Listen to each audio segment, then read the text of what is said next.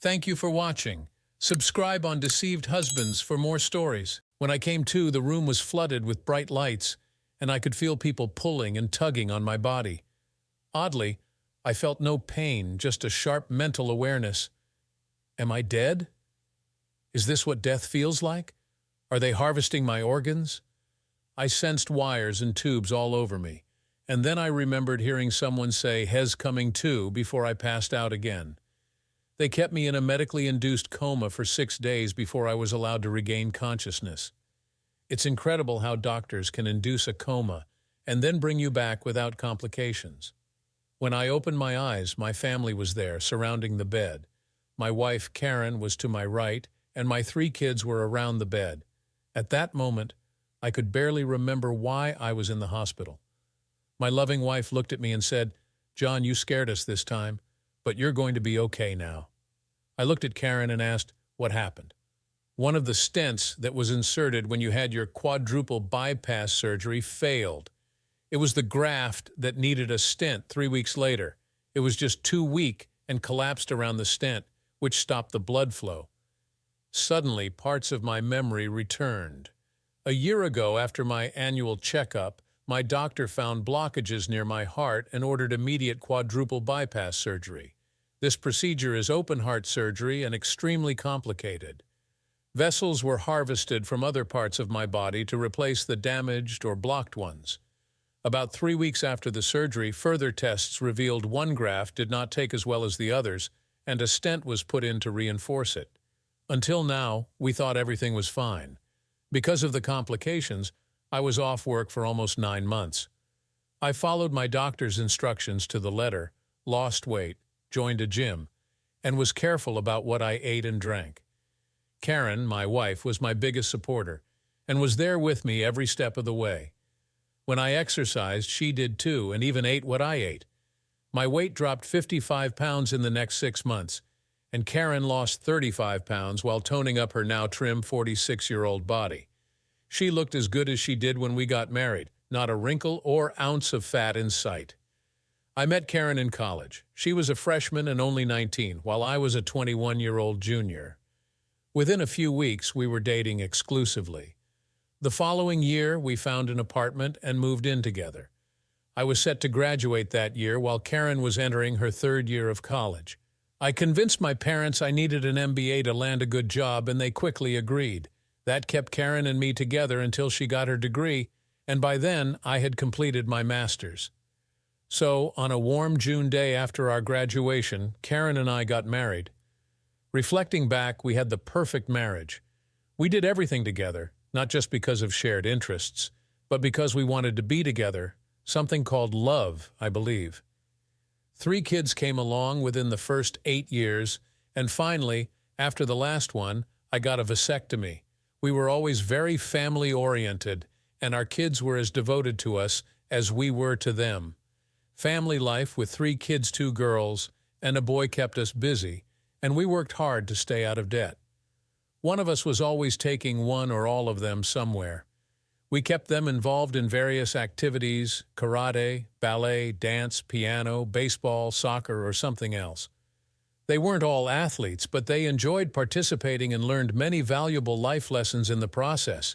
Before we knew it, they were off to college one after the other, and then in the same process, got married. Karen and I took on all the college loans as well as the wedding costs because we wanted to give our kids the best start possible without debts hanging over their heads. We had saved for all this, but I felt broke and would be in debt for another 10 years.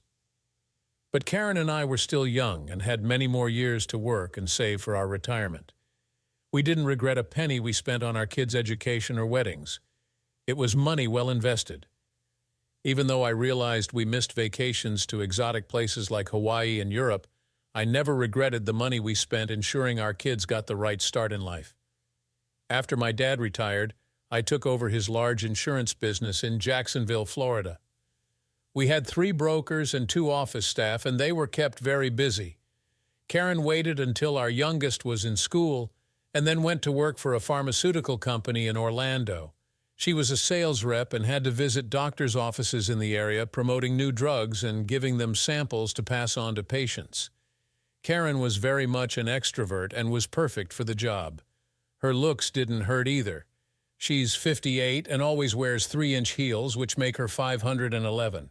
She has long, shiny auburn hair that over the past few years had started to turn gray. She's careful in the sun to keep everything covered and protect her skin. I love her fair complexion, every freckle on her body, and her green eyes. Before working out with me, her weight was about 155 pounds, and I thought she looked fantastic. But after dieting and exercising, she got down to her college weight of 135 pounds. Our intimacy has always been full and completely satisfying. We've tried everything together and are always open to new ideas from each other. Neither of us has ever felt the need to stray, and we've never even had a conversation about what it might be like. I'm not a jealous man and sometimes let others dance with Karen when the opportunity arises. Karen never allowed any of these men to get handsy. We're not big into dancing, but we do attend Christmas parties or other business-related events. My name is John, but most people call me Jack. Unlike Karen, I've changed over the years. My hair is turning gray fast. I've gained weight and let myself get out of shape. Through exercise and diet, I now have a new body. Does that make me a bad husband? Not at all. I think of myself as romantic and a very committed soulmate to Karen. We have romantic nights out every Friday or Saturday. She has fresh flowers delivered to her office every week, and our intimacy was simply amazing. Now, because of my heart issues, our intimacy has slowed down, but I try to make sure Karen is kept satisfied. Karen and I both work hard to make our marriage work, and I think we do a great job. Simply put, we have a wonderful life together, sharing our love for each other. After my family had left, I realized I was in ICU and would be there for several days. The doctors were very concerned about brain damage and wanted me kept under constant surveillance. I didn't understand what brain damage had to do with my heart, but I was too weak to ask or argue. My family returned that night and spent a couple of hours with me. Karen would look at me, and I could see the sadness in her eyes. I told her I was going to be okay and there was no need to be sad. She remained silent. The next morning, a police officer visited me. I asked him if I had broken the law. He laughed and said, "No, you didn't break any law. I was the first person on the scene after you triggered the alarm. You probably played a large part in saving your life. I'll always be in your debt. No, it's just part of my job. I was glad I was nearby and could get there as soon as I did. I have little memory, so can you tell me exactly what happened?" Well, I can tell you what I know, and you may have to fill in the gaps. Around 3 a.m. last Sunday night, I got a notification of an alarm coming from your house. I was on the scene within minutes and waited for backup because we thought there was a burglar inside who had tripped the alarm. The alarm company tried calling you first on your house phone, then your cell phone, then your wife's cell phone. Only your wife answered, but she was in Atlanta and had no clue what was going on, but said you should be in the house and referred us back to you. I then started walking around the house looking for evidence of a break-in. I couldn't find any proof, so I used my flashlight to look in the windows. Finally, in the back of the house, I saw you lying unconscious on the kitchen floor. I had to break the door to gain entry, and upon a quick examination, I thought you likely had a heart attack. I immediately called for emergency services and began giving you CPR. The fire department was first on the scene, and they are all trained EMTs, so I let them take over treatment. Finally, an ambulance arrived, and you were rushed here for treatment. I notified my office that I had to break your back door to enter your house.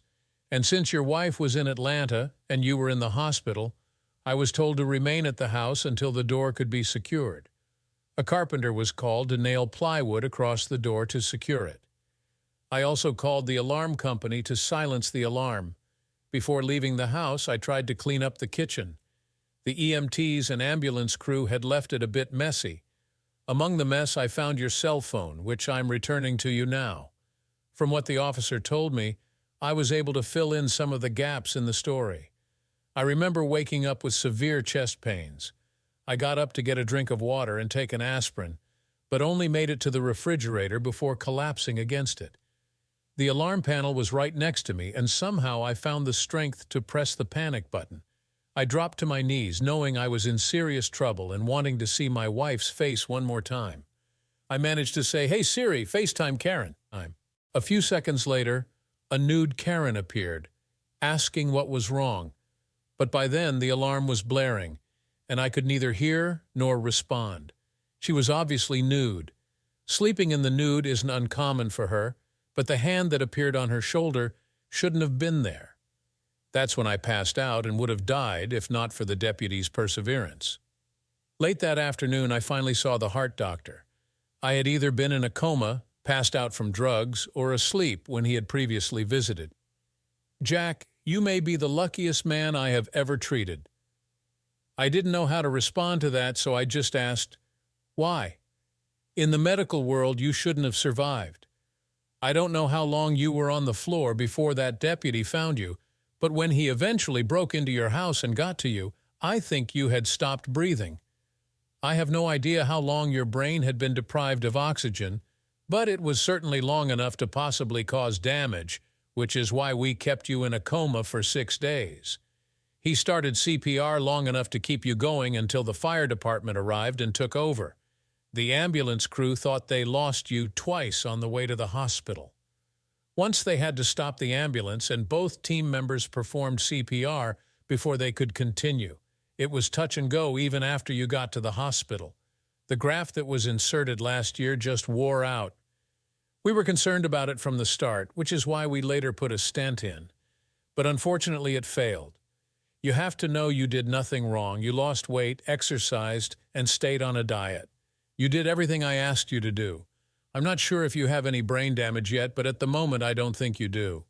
About that time, Karen arrived, and the doctor went through all that again for her. She came over and kissed me, and then right in front of her and the doctor, I had another heart attack. Thankfully, I was still in ICU, and the doctor was right there. After stabilizing me, I was back in surgery. 4 hours later, I was back in ICU with fresh tubes and electrodes. When I woke up, Karen was right there by my side. She said, "Welcome back," and kissed me. Because of the memories of that night, I was absolutely devastated. My loving wife of 26 years had cheated on me. I realized I was in no shape to either confront her or discuss the matter, so I just acted like it was hard for me to talk. I knew that at some point there would have to be a discussion, but how could I prevent myself from saying that I knew about her cheating? Was it just a fling? I didn't know. I was in the hospital for a total of 4 weeks before being released. I was instructed to take it easy at home, not lift anything over 5 pounds, and avoid intimacy. Avoiding intimacy wasn't hard because I wasn't sure I would ever be able to have a physical relationship with Karen again. They say time heals all wounds, but not for me. My heart was healing, but not my heartache.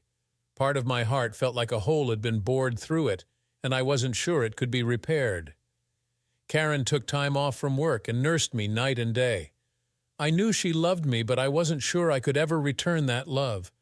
We had been together long enough for her to sense that I was unhappy and that something serious was bothering me. Finally, after I had been home for about 3 weeks, we sat down to talk. "Jack, I've known since your attack that something serious is bothering you, so can you please tell me what's wrong?" "Yes. Actually, what you've done may have made my situation worse." "I know, so I want you to tell me everything, but please start with why." "What are you talking about?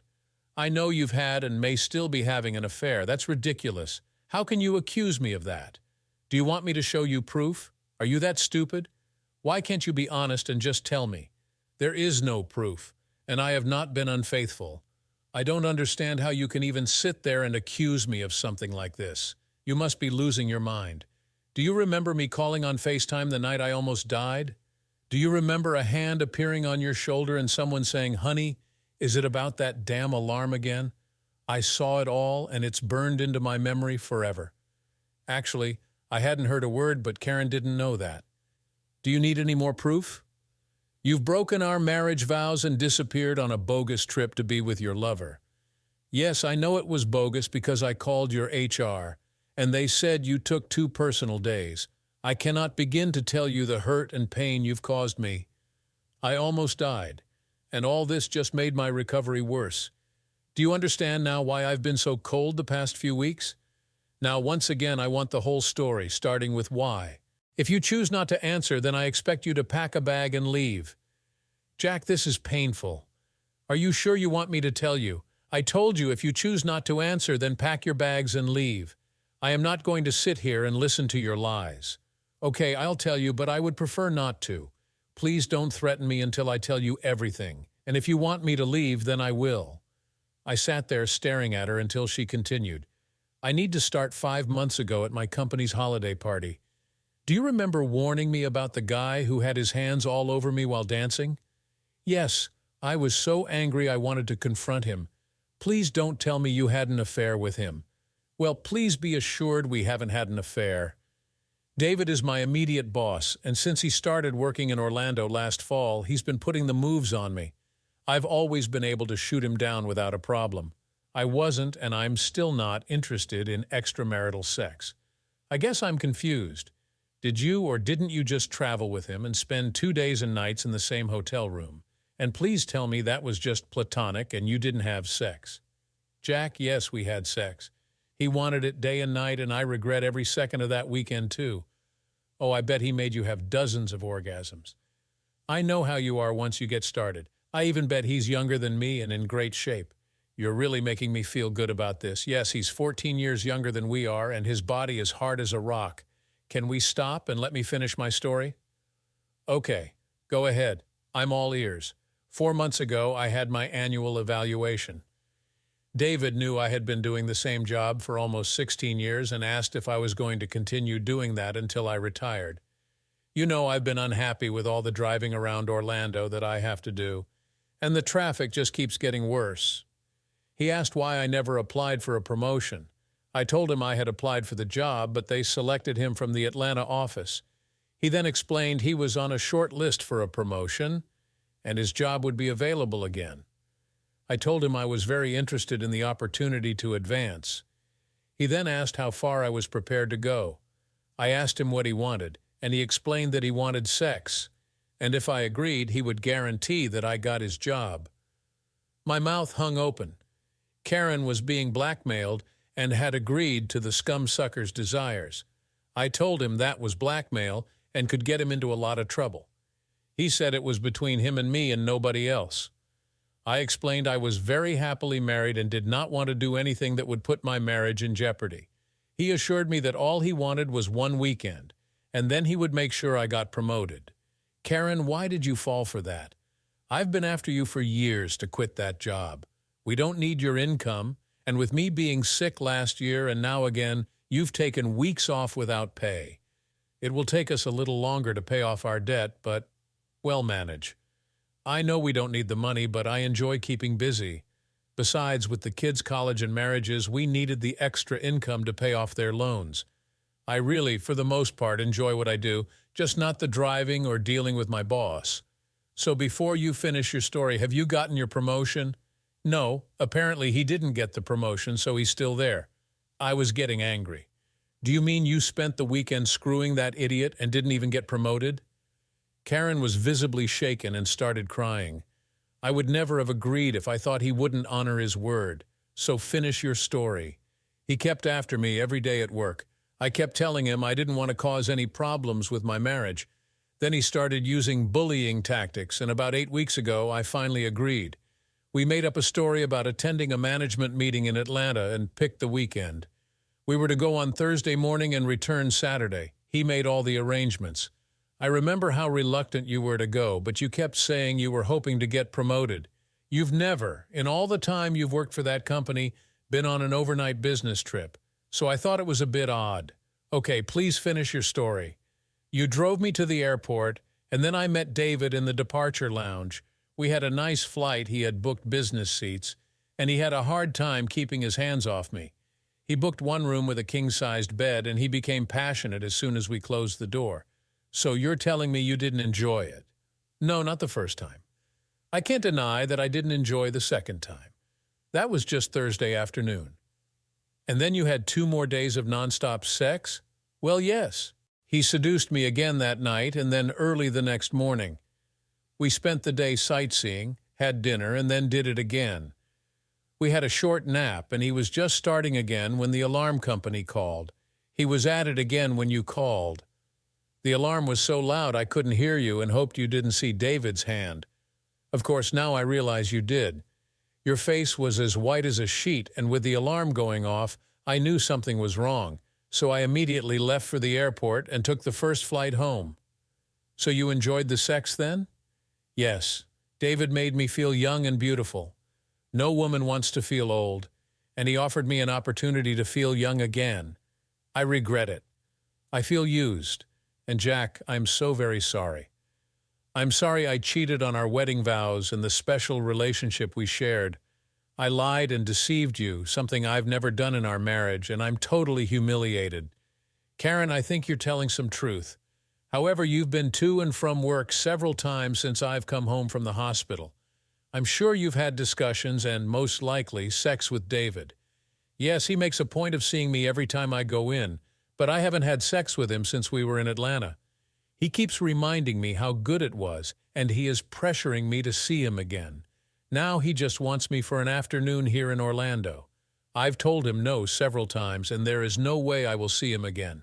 I promise you that. Karen, how can I trust you? I remember last February you got your hair dyed and then started updating your wardrobe to sexier clothes. I think your affair started soon after the holiday party. I must have hit a nerve because she didn't respond. Her lack of response told me all I needed to confirm my suspicion. This had been an ongoing affair and most likely still was. If you had come to me when this first started, we could have avoided everything that has happened. I don't want you to go to work at all until we can figure out a way forward with this. I may need some work information, though. Can you access your company's website from home? Yes, I can log in remotely. Karen, do you want me to leave? Is that what you want? Do you want to be with David? No, I don't want to be with him. I've already told you that. I want you and want to continue with our marriage. I'll quit my job tomorrow if you want me to. Tell me what you want. Karen, I feel very sorry for you. You've been seduced by some scum, and most likely you're just another notch on his belt. I doubt if there was ever any possibility of getting his job. He was just using that as leverage over you. I hope he hasn't given you an STD. At the mention of an STD, Karen gasped, and then I saw the tears forming in her eyes again. Oh my God, I never thought of that. I'll see our doctor immediately. Well, we haven't had sex since my attack, so nothing has been passed on to me. Have you had sex with anyone else since then? Jack, you must think I'm a tramp. No, I haven't slept with anyone else, and I had no intention to either. How could you even suggest such a thing? Well, you were quite willing to fall into his bed and have the greatest sex ever with him, so how can I trust you when you say you haven't? You know what they say about once you get the taste of something. I think you've gotten a good dose of great sex with a younger man. That's the impression you gave me after dancing with him at the holiday party. Don't you remember? Jack, damn it, yes, David is huge, and I loved it when he seduced me. Is that what you wanted to hear? Please, let's not go through all the details. David was younger and could go longer. Do I love him? No. Do I want to keep seeing and being with him? No, none of that. I hope I never see him again. Karen, he needs to feel our pain. Yes, I said our pain because I sense you are hurting too. Yes, I am hurting. I am so ashamed of what I've done. Are you hurting, sorry, and ashamed because you got found out or because of your cheating? I'm sorry we got found out. I thought if you never knew, our marriage would remain perfect as it was before my affair. Karen, I think that's the wrong answer. Maybe you need to pack a bag and stay with one of our kids for a few days. I need time to think, and you need to think about your answer. Just remember, there is a consequence for every action. Also, stay away from work, and in particular, that scumsucker. I got up and went into my study. Karen hung around the living room for a few minutes, then packed a bag and left. In my line of business, we have a lot of resources available. One is a good friend who happens to be a private investigator. I called and explained the situation and asked that he get all the information possible on Karen's boss, whose name is David Mitchell. Also, I told him I needed Karen followed for a few days. I assumed she was going to stay with one of our children and would check and let him know, because I wasn't sure how much she could be trusted. Damn her, I thought. I want to forgive, but that last answer was so wrong. She was sorry that I had discovered her affair, which meant to me she would have otherwise continued it. I waited about an hour and checked the location of her phone with my Find My Phone app. She was at our oldest daughter's house, so I let the PI know. He had an army of people working for him, so he could trade off several people watching Karen without being noticed. I called our family lawyer, Tim Stevens, who agreed to visit after he finished for the day. We often played golf together and shared a lot of gossip over a six-pack. I had a cold one waiting for him when he arrived. I told him that I just needed advice and explained the entire story. Tim immediately said several crimes had occurred. First, Karen's boss, David, used extortion through coercion to blackmail Karen into having sex in return for a promotion. He was sure the company, as large as it is, would have a strong code of conduct for employees. He also thought there would be a morality clause buried in the code of conduct. Finally, he said Karen was a victim of sexual harassment. However, without proof, it was just Karen's word against Mitchell's, so I felt back at square one. I told him to give me a few days to work on this, and I would come back to him. Tim said, "Get me proof, and we have them nailed to the wall, but we have to follow procedures." He asked if I was going to divorce Karen. Not today, maybe tomorrow I'll feel differently, but not today. I was still taking a lot of meds and went to bed early. I needed to sleep as the day had been very stressful, but sleep came hard. What was I going to do with my wife? Her fate lay with her, not me. I thought to myself that she had not told me the truth about her affair. My daughter called early the next morning. "Dad, what have you done to Mom?" "Honey, I haven't done a thing to her. What did she tell you?" "Not a lot. She cried all night. She's a mess. Where is she?" "Mom said she was going to work. I had expressly asked her not to do that." "Okay, call me when she returns. She said she was going to spend tonight with a girlfriend, so she took her suitcase. I need to go. I'll talk to you later." "Bye, Dad." "Bye, baby." Thinking I needed to be proactive, I called Karen. "Karen, how are you feeling today?" "Well, not very good. I've just left Emily's house, I know. She called me and said you were going to work. I don't know where I'm going, I just couldn't stay with Emily again tonight." "Come home then." "Are you sure?" "Yes, I'll put a pot of coffee on. I'll be there in 20 minutes." And she disconnected the call. I was so afraid she was going to see her lover again. I quickly called my PI friend. "Hey, it's Jack. Do you have anything for me? We've been following your wife, and I thought she was heading for David Mitchell's apartment, but she turned around. There's a lot of information out there on David Mitchell, and we're separating the good from the bad. We'll get that report to you later today. Do you want us to keep surveillance on your wife?" "Yes, at least for the next 4 or 5 days. I was sitting in the kitchen when Karen arrived. Grab a cup of coffee, Karen. I'm so sorry for what was said yesterday. I didn't want the affair discovered because of the way it would affect our marriage, not that I wanted to continue seeing David." She took a sip of coffee, then continued. "I am sorry because I committed adultery and broke our wedding vows. We've had an excellent marriage, and I hope you can find it in your heart to forgive me." "Karen, that's what I wanted to hear. Thank you. By the way, where were you going this morning?" "I was going to see David and confront him. I need closure with him and all his harassment. And you wouldn't have had goodbye sex? How did you know where he lives? Have you been to his place before?" "Yes, he asked for a ride home once, but please believe me, I haven't stepped foot in his apartment." "So you've never had sex with him in his apartment?" "No, never." "Karen, I am sorry. You've never given me a reason to be jealous, and now I find out that scum sucker has seduced you. So I'm a little insecure right now." Karen came over and sat in my lap, gave me a big hug and said, "I need you to hold me." We had a light lunch, and then, since we were both exhausted from a sleepless night, went back to bed and held each other as we slept all afternoon. I was still unsure what path to proceed with, but Karen was not making my decision easy. That night, Karen and I were watching TV when I muted the sound and turned to her. I explained to her that I had planned to sue her company as well as David Mitchell. She was surprised and tried to talk me out of suing. "Karen, why are you fighting this instead of supporting me? You've already told me that you will quit your job and aren't seeing Mitchell. Your reaction isn't what I expected from you. I would just like this mess to go away without hurting anyone else or my company.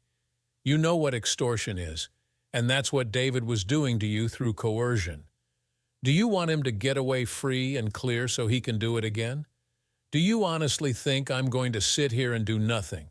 That scumsucker has tried to break up our marriage, and now I intend to break up his life. I don't think he would do it again. I unmuted the TV and said, "Wait, I'll be right back." I went to my study and printed the documents my PI had sent.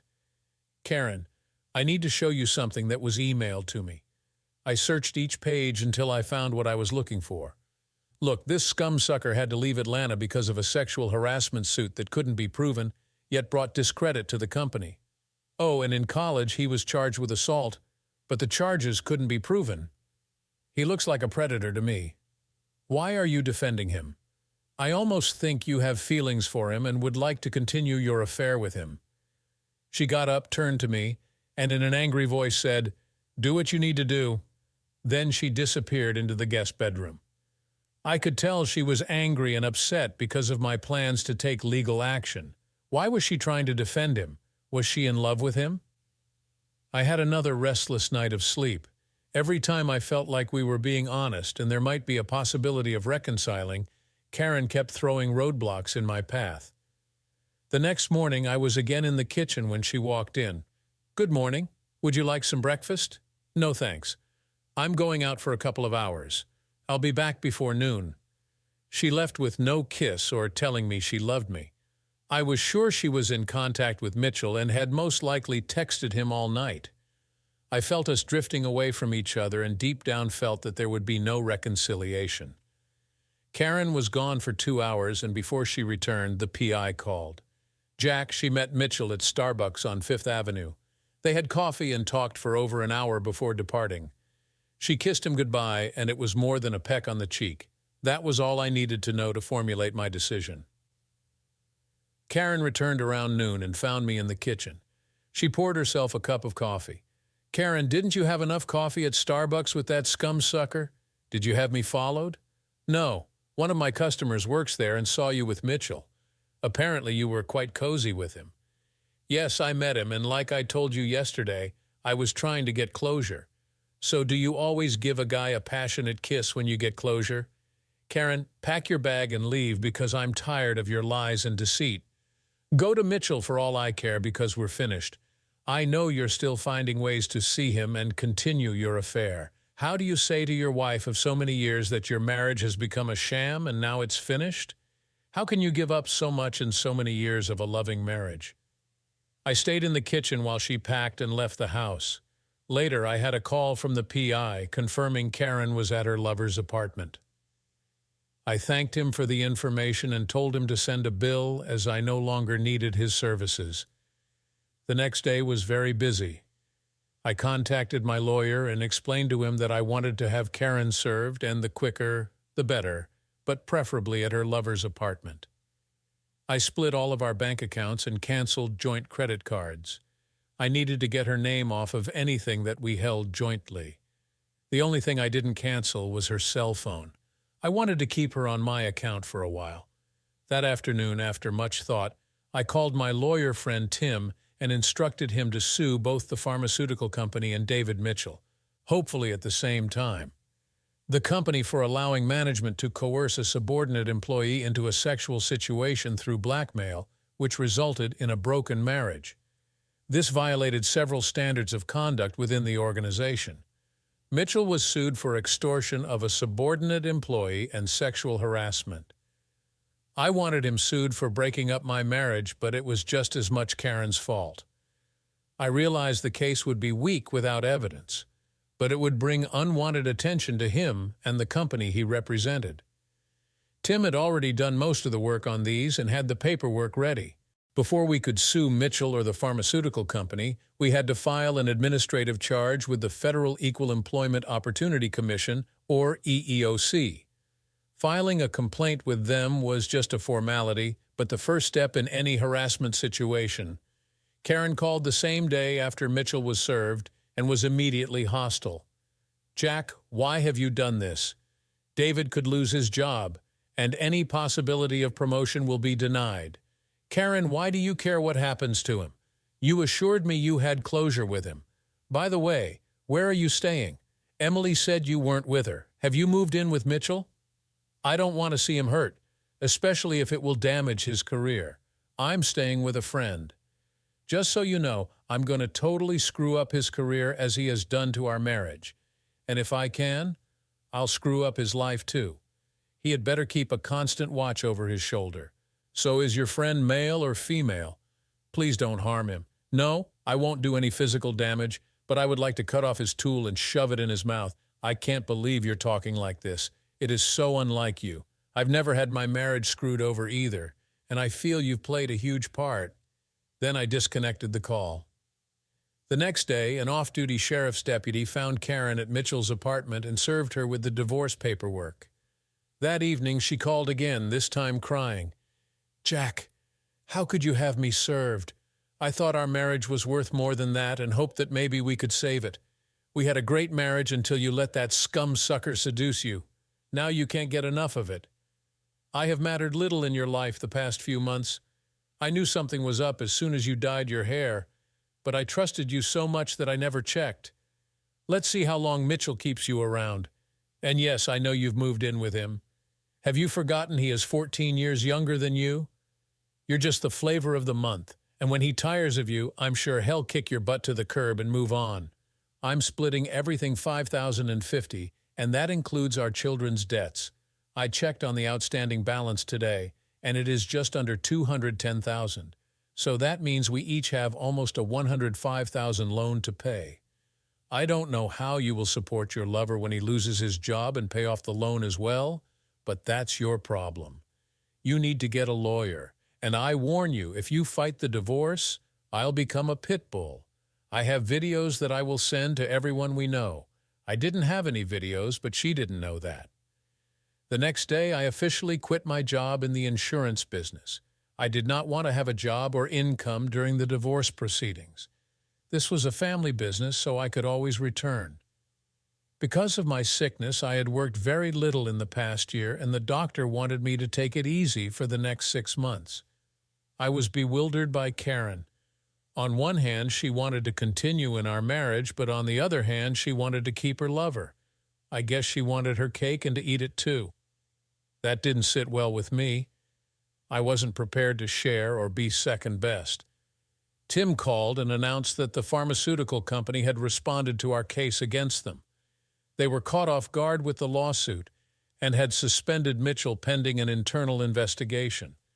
Tim had asked them how many sexual harassment cases it would take to have him terminated. Apparently, the Orlando office was unaware of the problem that caused him to leave the Atlanta office. We definitely got their attention, and they indicated their desire to settle out of court. I asked Tim if we could delay agreeing to settle until after the divorce because I didn't want to share anything with Karen. Karen tried to call, but I didn't want to talk to her, so I declined her call. This action must have infuriated her because she called several times during the day, and I kept refusing her calls. I think she was beginning to feel the pain, and it was only going to get worse. Karen came to the house the next day. Jack, I need to talk to you, and you're not answering the phone. No, I didn't answer because I have nothing to say to you. You've decided which bed you want to lie in, and it isn't mine. Please don't be that way, Jack. I don't suppose I've made myself clear enough. Truth be told, I'm tired of repeating myself. I will not tolerate being a cuckold. You cheated not just once and not just for a weekend, but for several months, and then you tried to lie your way out of it. You've hurt me more than I can describe, and because of my health, this isn't the right time in my life to have to deal with all this.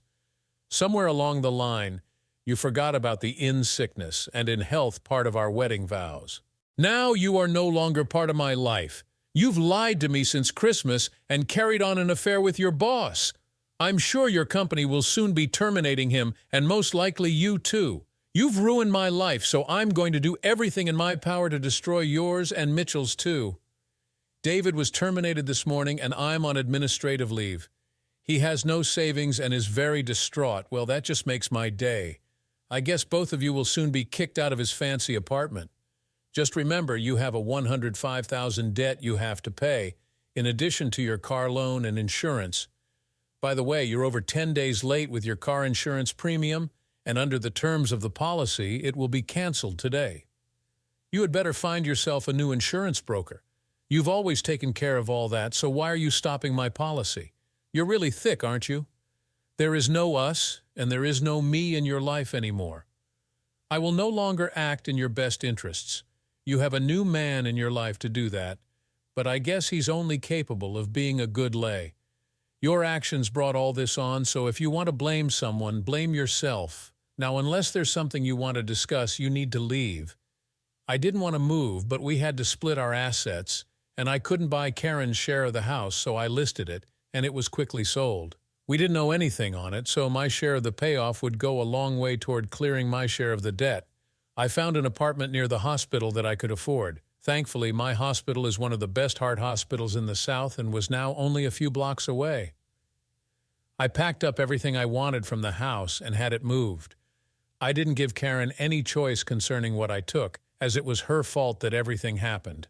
Once I was totally moved, I contacted Karen and told her she needed to get her things out of the house, or else I would donate everything to Goodwill. I explained that I was out of the house, which now had a buyer. She only had 2 weeks to move what she wanted to keep. Once again, I found her calling me and shouting into the phone, "You scumsucker! You've taken all the nice things from the house. You've removed several things I wanted." I think I was generous, Karen.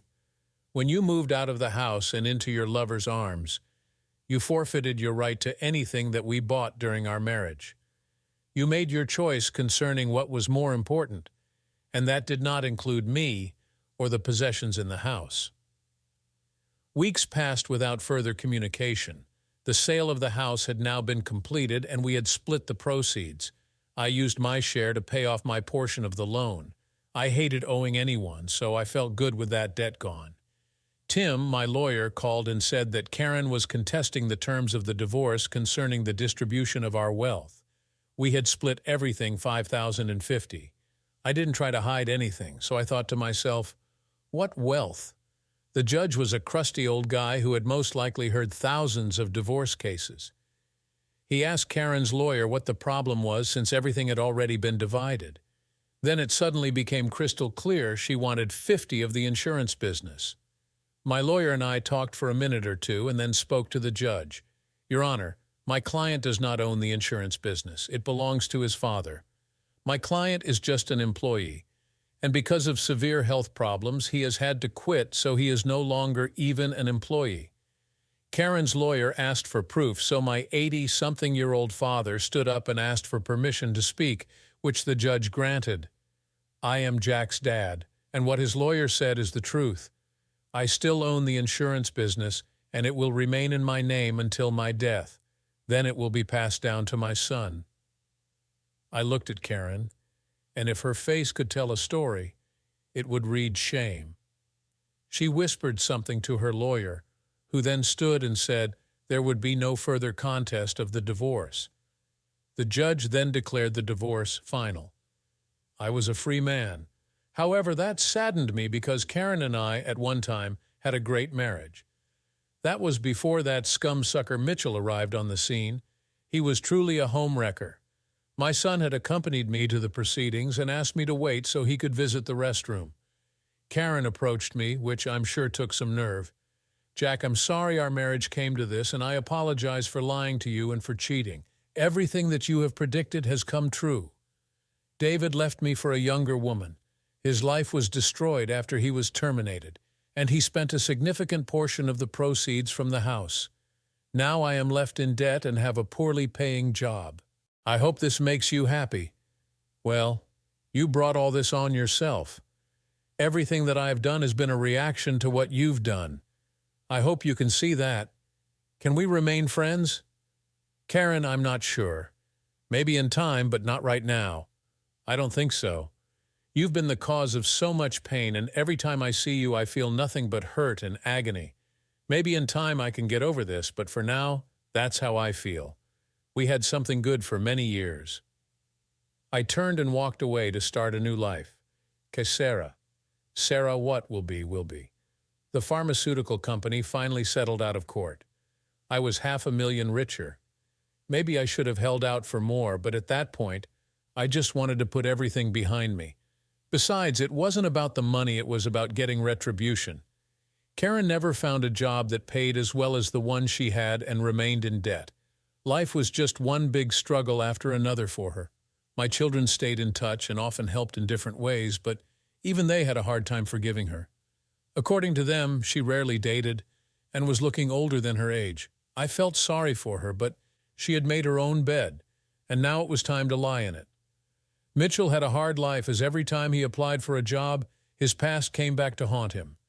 He didn't have a penny to his name, and to avoid a nasty court case with me, he declared bankruptcy. His car was repossessed, and he ended up working at a hardware store and living in a tiny apartment. The opulent lifestyle he was used to was gone for good. As for me, I took another 4 months to complete my rehab, then returned to the insurance business part-time and eventually full-time. To reduce the tax burden, my dad started to transfer 10 of the ownership to me each year. I dated occasionally, but the right woman hasn't come along yet because, for some reason, I compared every woman to the old Karen. I saw her at one of my children's houses at Christmas, and she looked terrible. We sat together during dinner and talked afterward. I told her I could be her friend, but we could never be married or have any type of romantic relationship. Her only reply was that she desperately needed a friend. Every time I think of Karen, I ask myself, was it worth it? Would you trade a few months of pleasure with a younger man for 26 years of marriage, with possibly another 20 to 30 years to go? I sure as hell wouldn't. Now let's listen to the story from Karen's perspective. I am so ashamed of myself. I was a loving wife, mother, and grandmother. I doted on my husband and family. I don't understand how I got into a situation that totally destroyed my marriage. I don't even know where to start. Jack and I had been married forever, every one of those years happily married. We loved being together, and when away from work, we hardly separated. I think our friends saw us as having the model marriage. A little over a year ago, my husband Jack had quadruple bypass surgery. Then a month later, he had a stent put into a weak blood vessel. The doctor ordered him to lose weight and get in better condition through exercise. Jack and I had put on a little weight and were seriously out of shape. We went on a diet, joined a gym, and worked hard to not only lose those extra pounds, but also increase our fitness levels. Jack lost 55 pounds and I lost 35, which took me back to my college weight. I have to admit that I looked pretty darn good for a 46-year-old woman. My doctor had started me on hormone replacement therapy, HRT, and that not only made me feel so much better, but also greatly increased my libido. Jack, bless his heart, tried to keep up, but due to the medicine and his weak heart, he suffered from erectile dysfunction ED.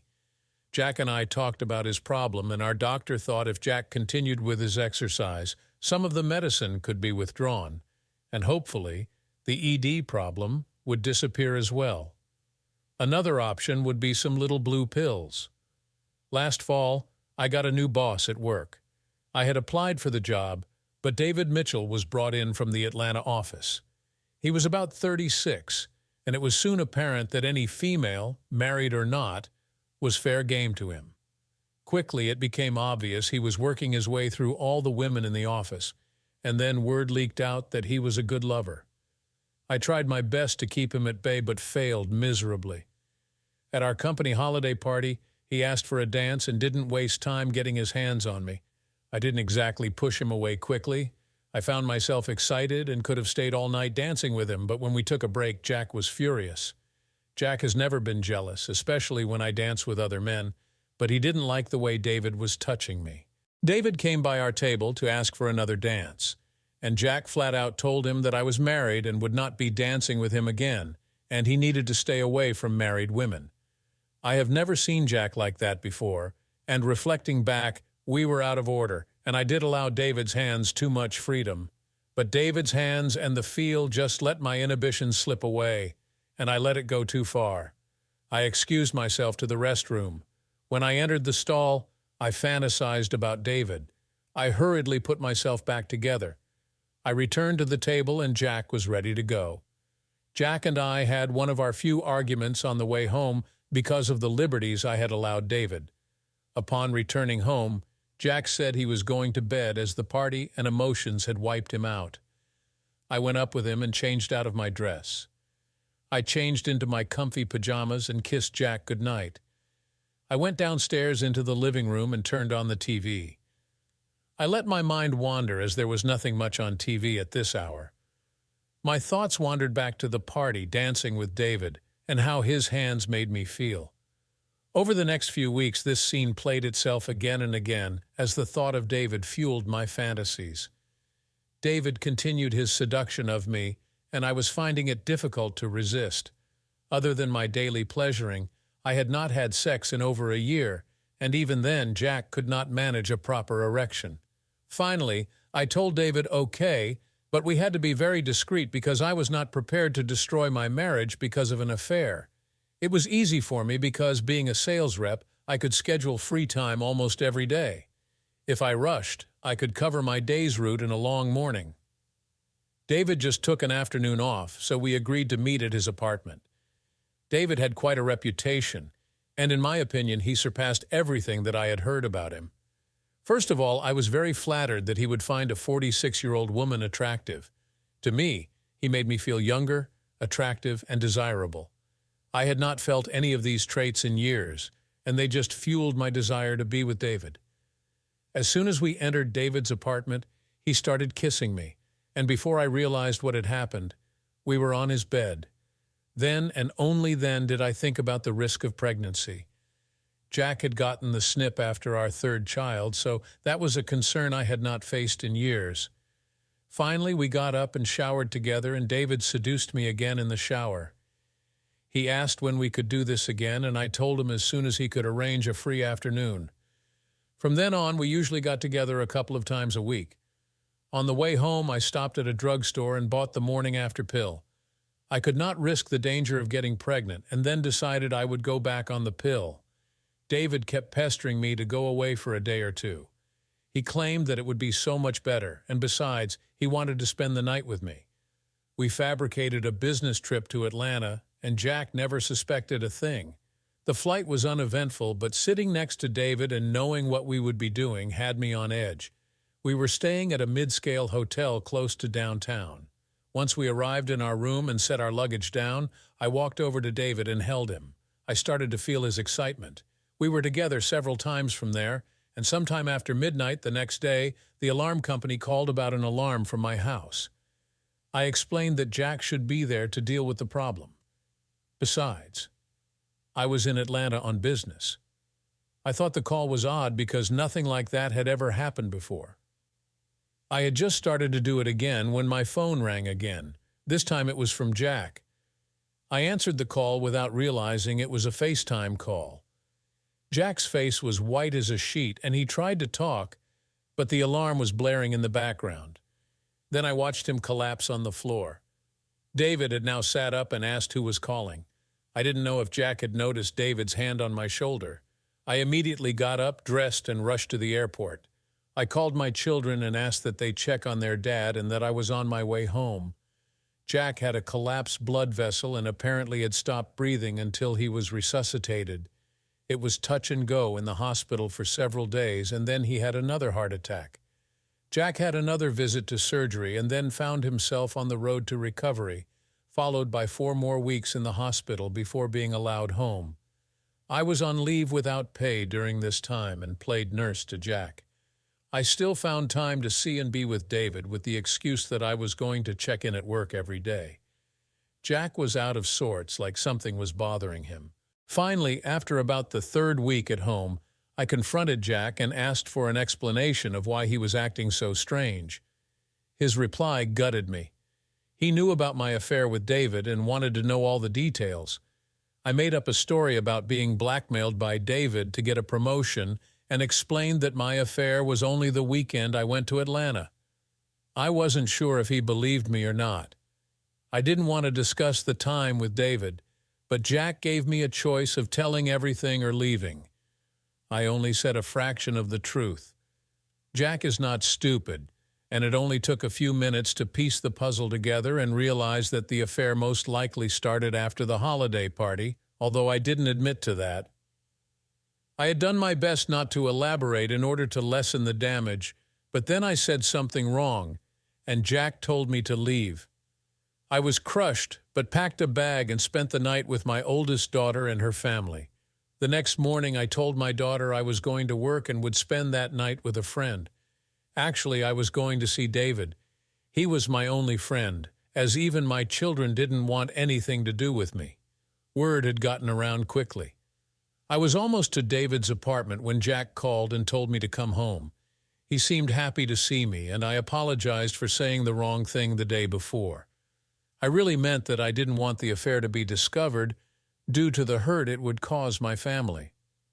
Jack thought I didn't want the relationship with David exposed, so I could continue seeing him, which I suppose did have some truth to it, but I would never admit to that. The time was so good with David, I would almost cut off my left hand to be able to continue. That afternoon, Jack and I held each other as we slept in our marriage bed. That was to be the last time I would be in my husband's arms. That evening, Jack disclosed that he was suing both my company and David. I got angry and told him he couldn't do that. Then he showed me a report that suggested David was a predator. I found David to be a good man, so none of that could be true, and I was angry that Jack was trying to ruin David's life.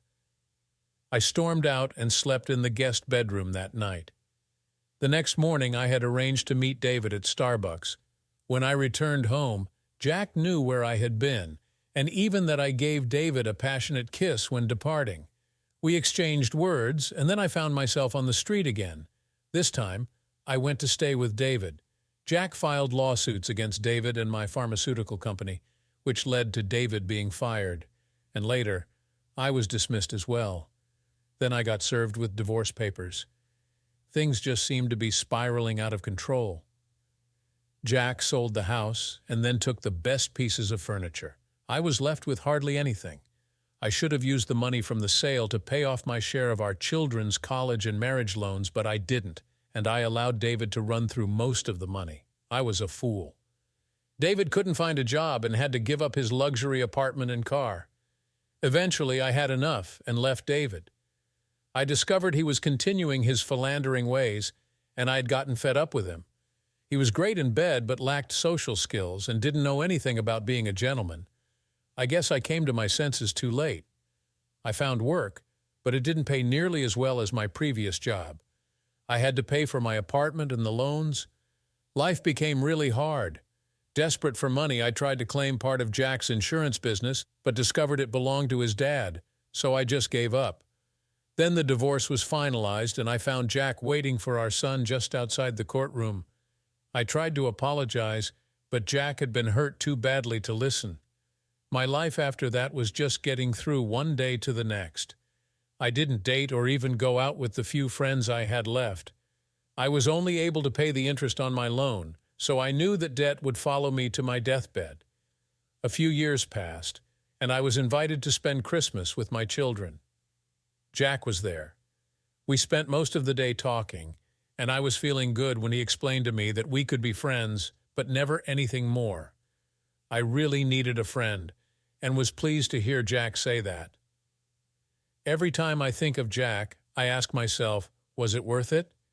Would you trade a few months of pleasure with a younger man for 26 years of marriage, with possibly another 20 to 30 years to go? I sure as hell wouldn't. Thanks for watching this intense story of love, betrayal, and the consequences of one's actions. What would you have done in Jack's shoes? Would you be able to forgive, or is betrayal a deal breaker? Let us know your thoughts in the comments below, and don't forget to like, share, and subscribe for more real-life stories that make you think. See you in the next video.